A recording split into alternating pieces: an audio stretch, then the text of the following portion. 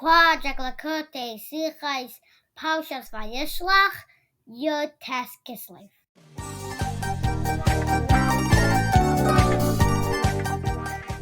On Yud Tes Kislev, when the Alter Rebbe was freed from prison, he wrote a letter to his Hasidim. He begins with a verse that was said by Yaakov Avinu, "I feel small from all the kindness that Hashem did do." The simple explanation that Rashi does bring is that Yaakov was afraid when Esav and his men were coming, that because of Hashem's kindness, perhaps his merits were diminished and maybe he did sin and was no longer worthy of Hashem's promise of protection. The Alter Rebbe explains that in our service of Hashem, there is a lesson to understand. When Hashem does a kindness for us, he brings us close and embraces us with his right hand. The closer that we are to Hashem, our King, the smaller we should feel, because before Hashem, everything is like nothing. The Alter Rebbe warned his Hasidim to not feel arrogant, but to stay humble over the fact that they won over their opponents, who caused the Alter Rebbe to go to jail. Treating their opponents like brothers and giving them soft answers could turn away their anger.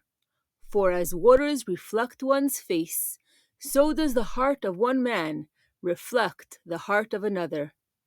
In his letter, the Alter Rebbe mentions sin and does imply that he was also afraid of sin.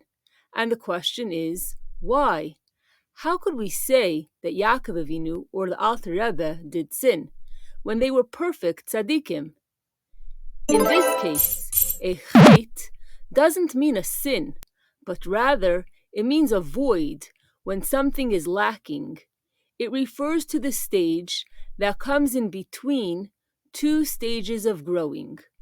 Just like a seed must disintegrate and become nothing before the growth of a new tree, so too, in order to reach the next level, we must feel the void and have humility.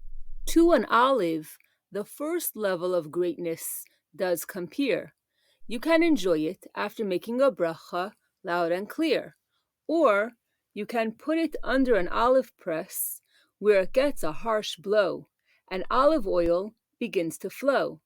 The crushing is the smallness that leads to the second level of greatness that does show.